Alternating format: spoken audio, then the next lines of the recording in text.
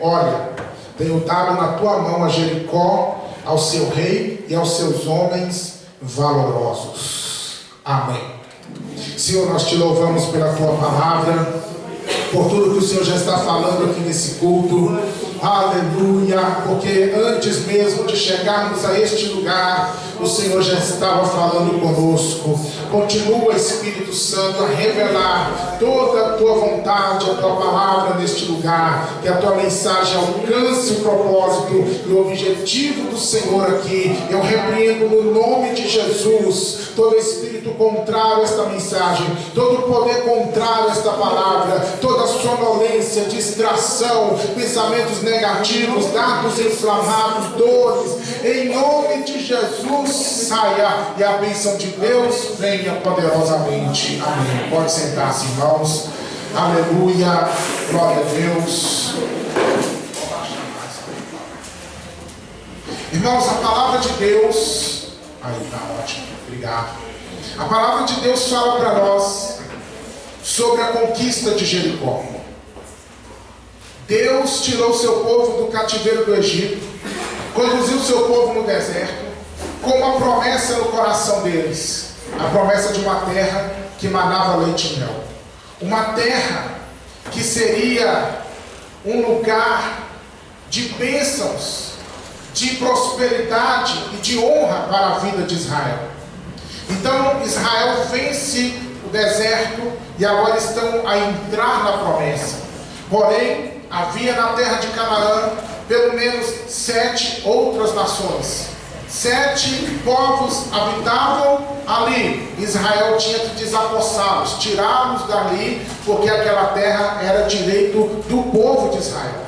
Aqueles povos invadiram a terra na ausência de Israel no tempo do cativeiro do Egito e na passagem pelo deserto. Mas agora chega a hora de Israel viver o que Deus tinha para eles. Porém, teriam que enfrentar essas nações. E a primeira grande batalha seria derrubar Jericó. Por quê? Porque Jericó seria o anúncio, seria a declaração, primeiramente espiritual, para toda a terra de Canaã, de que o Deus de Israel reinaria a partir desse momento naquele lugar. Como assim? Jericó era considerada protegida pelos deuses. Ela era a cidade poderosa, porque todos os deuses de Canaã, e eram muitos deuses, protegiam Jericó. Então, Jericó caindo seria a declaração que o Deus de Israel era mais poderoso do que todos os deuses da terra de Canaã. A queda de Jericó também era importante como a primeira grande cidade a ser conquistada, porque seria o anúncio para todas as demais, de que não importava as muralhas, o poder de guerra, a capacidade das cidades, não importava, porque o povo de Israel ia conquistar tudo. Jericó era uma das cidades mais bem guardadas. Os muros que cercavam Jericó eram muros de 9 metros de altura e 6 metros de largura.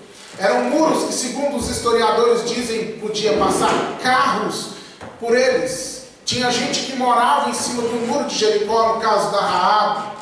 Então, não era algo simples de apenas empurrar como se fossem esses muros que nós conhecemos aqui. Era uma verdadeira muralha intransponível. Então, quando caiu aquilo ali, já era Deus dizendo, não adianta, porque essa terra pertence ao meu povo. Pode ser forte, pode ser grande, pode ser numerosos os exércitos inimigos, mas eu estou com o meu povo e eu vou dar vitória para eles. Onde eles colocarem a planta do pé, a terra já está ganha. Diga glória a Deus. Então Deus disse para Josué: Josué, eu tenho dado na tua mão Jericó, o seu rei e os seus homens valorosos. E aqui começa a jornada para o milagre da conquista de Jericó. Essa jornada tem muito a nos ensinar, porque é justamente assim que Deus nos conduz a vivermos milagres extraordinários nas nossas vidas. Primeiro, para que eles vencessem Jericó, eles precisavam ter uma promessa firme no coração.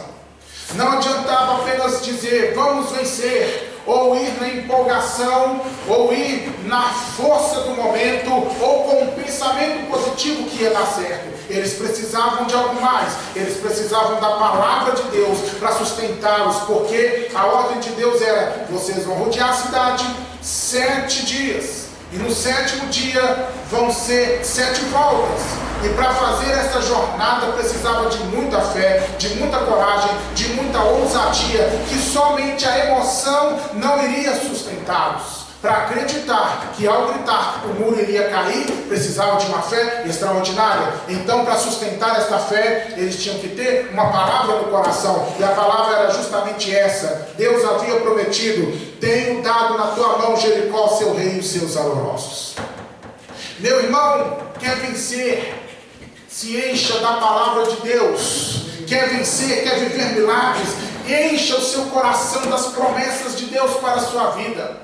Há muitos aqui que têm promessas individuais, mas aqui eu estou falando de promessas gerais. É claro, as promessas individuais também devem queimar dentro da gente, devem nos impulsionar, mas eu estou falando das promessas gerais, daquelas que estão na palavra de Deus. Apega-se a essas promessas no seu tempo de oração, nos seus propósitos de jejum. Nesta campanha, esteja baseado na palavra de Deus, nas promessas de Deus, que falam que se você buscar, você recebe, se você pedir, você tem resposta, que falam que Deus está do lado do seu povo. Promessas de prosperidade, promessas de salvação, promessas de libertação, enfim, para todas as áreas da nossa vida há promessas abundantes de Deus na sua palavra. Então eu te convido nessa noite a aplicar as promessas ao seu coração, porque só assim você vai ter força para vencer as batalhas na direção do seu milagre.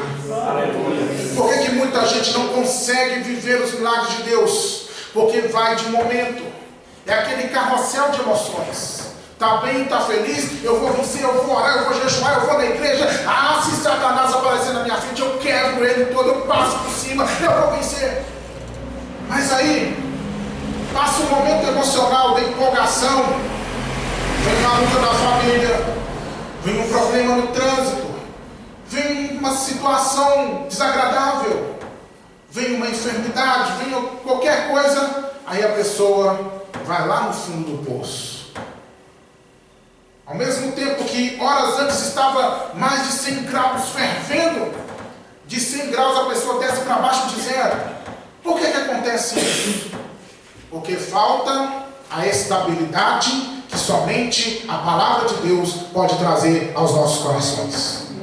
Então, cada vez que eles rodeavam a cidade, que alguém desanimava, que alguém parava, que alguém assentava e falava: estou cansado, não vou conseguir, havia essa palavra firme. Deus disse que já entregou nas nossas mãos a Jericó, mas o muro é muito alto, a muralha é intransponível, nós já andamos e não aconteceu nada. A palavra continuava firme dentro deles: tenho dado Jericó nas vossas mãos. Jericó é de vocês. Cada vez que alguém ali murmurava, a palavra vinha por cima: Deus já prometeu que Jericó é nossa. Amém? Amém. Se encha da palavra de Deus, porque essa palavra vai te dar estrutura para caminhar no caminho dos milagres do Senhor. Diga glória a Jesus. E aí, nessa jornada, Deus, Ele vai dar orientações. Não era só rodear a cidade, tinha uma maneira de rodear. Deus deu o número de voltas, o número de dias e a maneira que cada um devia rodear a cidade. Veja só: os homens de guerra rodeareis a cidade, cercando-a uma vez, 6 dias dessa forma. 7 sacerdotes levarão trombetas e chifres de carneiros adiante da arca. Então não era para ir todo mundo na frente da arca. Eram para ir 7 sacerdotes, não eram 8, nem 10, nem 5. São 7 sacerdotes. No 7º dia rodeareis a cidade 7 vezes. Então 6 dias, uma vez, uma volta. No 7º dia, são 7 voltas. E assim vão as determinações de Deus em detalhes. Por que isso é importante? Para a gente entender que antes de vivermos milagres de Deus, nós precisamos passar pelo caminho da obediência. No reino de Deus não existe mágica. No reino de Deus existe milagre. Qual a diferença entre mágica e milagres? Primeira grande diferença: o nosso Deus não é um Deus mágico, Ele é um Deus de milagres. Quer viver com Deus, viva milagres, não pense em mágica. Mas qual é a diferença, a outra diferença entre mágica e milagres? Mágica é aquilo que se está no dedo e acontece. Mágica é aquilo que existe um truque envolvido, existe alguma articulação para as coisas acontecerem. Milagre, meu irmão, é a liberação de Deus, do sobrenatural de Deus, para fazer até que coisas que não existem passem a existir. O que vem de Deus não precisa de truque, e nem acontece com estalo de dedo e com aperto de botões. O que vem de Deus é gerado na fé e pelo poder que vem do alto para fazer o impossível acontecer. Então, para trabalhar com Deus, nós precisamos passar pelo caminho da obediência. Porque a obediência é que gera milagres. É a nossa obediência à palavra de Deus que vai nos colocar na posição de sermos alcançados pelo poder sobrenatural do Senhor. E este é o problema de muitas pessoas que pensam que eu vou na campanha, eu vou 7 dias na campanha, aí quando completar 7 dias eu vou viver a bênção de Deus. Mas não é automático que funciona. Você vai vir, você vai ouvir a palavra, você vai orar e vai ir se ajustando no posicionamento que Deus te quer, tanto no geral quanto no individual, porque é no caminho da obediência que nós somos mais que vencedores. Amém? Amém. Esse é um princípio bíblico que está em toda a palavra de Deus e a gente não pode fugir disso. Eu quero ler com vocês aqui em Deuteronômio, no capítulo 28, e no versículo 1. Aqui está bem claro, mas é um princípio que nós vemos lá em Gênesis. Quando Deus coloca o homem e a mulher no jardim, no Éden, Deus vai dar uma ordem para eles. Primeiro para Adão, e depois é passado para Eva.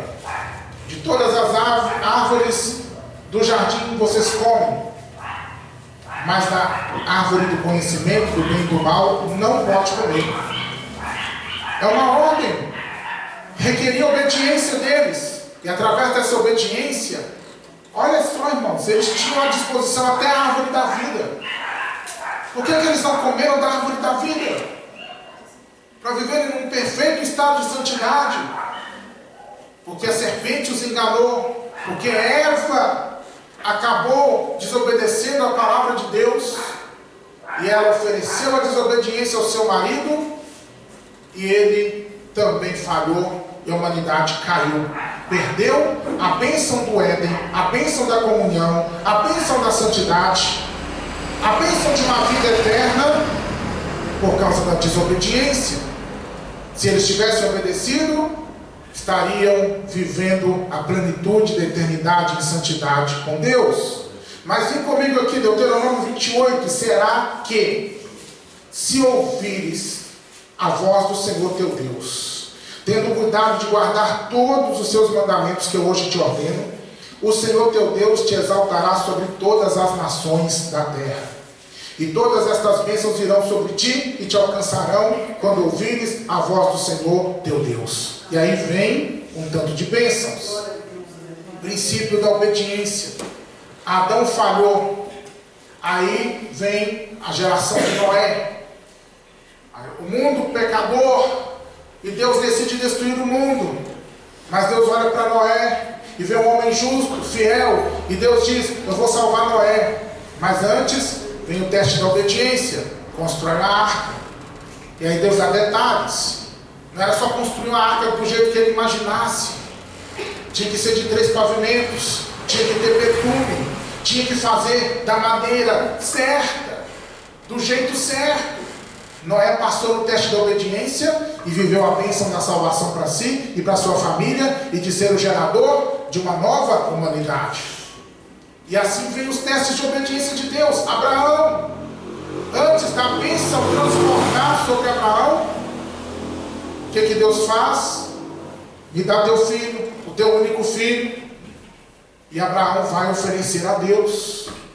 Só não completa o sacrifício porque o próprio Senhor o interrompe e diz para ele: você provou que é fiel, e aí será pai de muitas nações, você será grande, será próspero. E assim, irmãos, em toda a Bíblia Sagrada tem o teste da obediência. E aqui, antes da muralha cair, eles precisavam aprender que as bênçãos vêm na medida que nós obedecemos. Então, é andar do jeito que Deus quer, é fazer na hora que Deus quer, é fazer a volta do jeito que Deus quiser, no tempo que Deus quiser, no ritmo que Deus quiser. Você está pronto para viver a obediência à palavra de Deus? Olha para dentro de si e se pergunte: eu estou obedecendo o que Deus requer de mim? Se há alguma área na sua vida em que você está em desobediência, conserta com Deus hoje mesmo. Porque não existe milagre verdadeiro sem um caminho de obediência à palavra do Senhor. Amém? E aí eles vão. E para alcançar o milagre, eles vão precisar agora de outra coisa. Eles vão precisar de perseverança. Irmãos, rodear aquela cidade enorme, uma vez só já era trabalhoso. Agora imagina 6 dias, e no 7º dia da ordem de Deus, 7 voltas. Tinha que ter muita perseverança, muita insistência, estar firme no propósito, para chegar até o momento do milagre, da muralha cair. Tudo que nós buscamos de Deus, precisamos de perseverança, precisamos estar prontos para orar, não só uma vez, mas orar até que os céus respondam com milagre. Precisamos estar dispostos a jejuar o quanto for necessário, a perseverar na obediência sempre. Não podemos ser desistentes da jornada. Por que muita gente não vive a bênção de Deus? Porque não consegue perseverar em oração. Eu preguei aqui outro dia, Lucas 18, o dever de orar sempre e nunca desfalecer. Precisamos perseverar, irmãos, orar. Ah, pastor, já orei muito. Quando? Muito quanto? Ah, tem 3 dias que eu estou orando, tem uma semana que eu estou orando. Meu irmão, isso não aconteceu ainda. É porque tem que orar mais. Vai orando mais, vai orando mais. Pastor, isso não aconteceu, o que eu estou querendo, se não acontecer, meu irmão, você ainda está abençoado. Sabe por quê? Porque Deus tem sempre melhor e maior do que você pensa, do que você imagina. Sempre há um projeto melhor do que o nosso. Então quando Deus diz não, é para nos preservar da nossa própria derrota e para nos preparar para viver o que Ele realmente tem preparado para as nossas vidas. Persevere em oração pela sua família, pela sua casa, pelo seu lar, pelos seus filhos, pela sua vida financeira. Não desista, por mais que esteja difícil, por mais que esteja pesado, que você está sentindo cansaço, vai perseverando em oração, vai orando, vai jejuando, vai clamando, vai sendo fiel, vai caminhando, porque na hora certa você vai ver acontecer aquilo que Deus disse no versículo 2, a cidade de vocês. O que Deus disse para você no versículo 2 é: a bênção é para sua casa, a bênção é para sua família, a saúde é para você, a porta aberta está já definida para você. Aleluia! Então Josué está ali com o povo, conduzindo o povo, e precisavam então da promessa, da obediência e da perseverança. Mas é muito interessante aqui que a palavra de Deus, ela vai falar aqui, olha, no versículo 10: porém ao povo Josué tinha dado ordem dizendo: não gritareis, nem fareis ouvir a vossa voz, nem sairá palavra alguma da vossa boca, até que eu vos diga gritai, então gritareis. Eu acho que a maior luta daquelas pessoas não foi só a caminhada, mas foi caminhar calado. Porque, irmãos, a perna dói, não pode falar. Deus disse: não pode falar nada. Cabeça dói, não pode reclamar. Está apertado aqui, tem muita gente andando, tem gente me empurrando aqui, ou tem gente me atrasando aqui na minha caminhada ao redor da cidade. Não pode falar nada. Está difícil, eu quero desistir. Não pode falar nada. A ordem de Deus aqui, olha: não digam nada. Não sairá palavra alguma da vossa boca. É interessante, quando Deus dá essa ordem, porque o que tinha a ver essa ordem com o milagre? Tinha tudo a ver, porque a murmuração trava o milagre na nossa vida.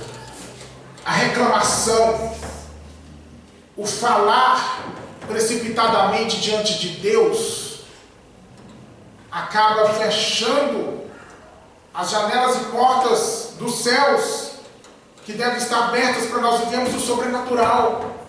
Então a ordem de Deus é: caminhe, mas caminhe calados. A ordem de Deus para nós essa noite é: quer viver milagre? Fale menos. Fale o que for útil, fale o que for bom, fale o que for necessário, mas não murmura se está demorando. Não reclama se ainda parece distante da sua realidade. Não diga coisas que possam entristecer o Espírito Santo, porque nós vemos o momento, irmãos, nós vemos o agora, a nossa visão imediatista, a nossa visão que está diante dos olhos, mas Deus vê o todo, Deus vê o amanhã, Deus vê a hora certa. Aleluia, glória a Deus. Então, como a gente só vê o agora, a gente acha que está demorando, que não vai acontecer, que está perdendo tempo, e assim, não reclama, porque Deus sabe exatamente a hora que Ele vai abrir a porta, vai ser a hora perfeita de Deus. Como diz Romanos capítulo 12, versículo 2, a vontade do Senhor, ela é boa, ela é perfeita e ela é agradável. Descansa na vontade de Deus. Se você tem convicção que Deus te ama e que Deus é bom para você, então descansa nos braços dEle. Amém? Porque nos braços dEle você estará sempre seguro, e na hora certa vai chegar o seu momento de viver o milagre. Então a ordem é: fica calado, não murmura, não reclama, e vai adiante. E aí continuam essa jornada, até que chega aqui o versículo de número 20. Vem comigo para o versículo 20. Vamos para o versículo 16 primeiro. Sucedeu que, tocando os sacerdotes pela 7ª vez as trombetas, disse Josué ao povo: gritai, porque o Senhor vos tem dado a cidade. Versículo 20. Gritou, pois, o povo, tocando os sacerdotes as trombetas. E sucedeu que, ouvindo o povo o sonido da trombeta, gritou o povo com grande brado, e o muro caiu abaixo, e o povo subiu a cidade, cada um em frente de si, e tomaram a cidade. Aleluia! Chegou a hora de gritar, oh aleluia! E quando eles gritam, o muro cai abaixo, porque estava tudo na sintonia certa. A promessa no coração, a obediência nas ações, a perseverança, silêncio de 7 dias, estava tudo certo, tudo alinhado.